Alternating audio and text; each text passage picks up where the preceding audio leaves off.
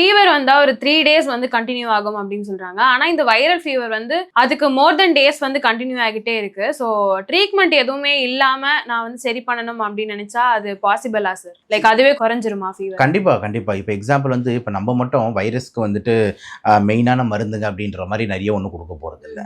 வைரஸ்ன்றது self limiting disease தான். அதாவது என்னன்னா, அதுவே உள்ள வந்துட்டு நம்ம உடம்போட இம்யூனிட்டி தான் அதுக்கு பெஸ்ட்டு ஆயுதம். நம்ம உடம்பு எதிர்ப்பு சக்தி தான் வைரஸ கொல்றதுக்கு சிறந்த ட்ரீட்மெண்ட்.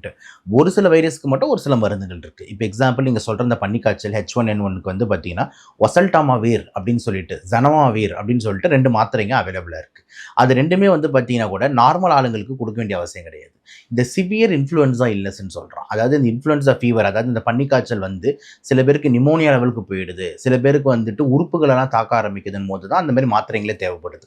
மற்றவங்க எல்லாருக்குமே வந்துட்டு நீங்க கம்முன்னு இருந்தா போதும், நீங்க வந்து நல்லா ரெஸ்ட் எடுங்க, நிறைய தண்ணி குடிங்க, வீட்டில் வந்து பார்த்தீங்கன்னா ரொம்ப காரம் மசாலாலாம் சாப்பிடாதீங்க அப்படின்ற மாதிரி செல்ஃப் லிமிட்டிங் அட்வைஸ் தான் வந்து நிறைய கொடுப்போம்.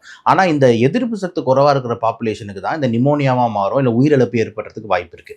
அப்போ அந்த மாதிரி பாப்புலேஷன் வந்து வீட்டில் உட்காந்துக்கிட்டு இருக்கிறது டேஞ்சர். அப்போ அவங்களுக்கு வந்து ஜுரம் 2-3 நாள் அடிச்சுக்கிட்டு இருக்கு அப்படின்ற மாதிரி இருந்தால் தயவு செஞ்சு சீக்கிரம் கொண்டு வந்து அந்த மாதிரி மாத்திரைகளை ஆரம்பிக்கிறதுன்றது ரொம்ப முக்கியம். நார்மல் ஹெல்த்தியான ஆள் அப்படின்னும் போது 2 நாள் 3 நாள் வெயிட் பண்ணலாம்.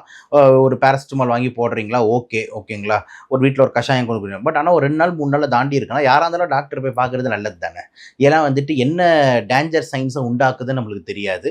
ப்ளஸ் சேம் டைம் வந்து H1N1 மட்டும்தான் காரணம் நம்ம நினைக்க முடியாது. RSVயாக இருக்கலாம், இல்லை டெங்கு காய்ச்சலாக இருக்கலாம், எனி காய்ச்சலாக இருக்கிறதுக்கும் வாய்ப்பு இருக்குது. அதனால் ஃபீவர் அப்படின்னும் போது ஒரு வாட்டி டாக்டர் வந்து ஒரு 2-3 டேஸ் மேலே போகும்போது ஒரு டாக்டரை பார்க்குறது தப்பே கிடையாது.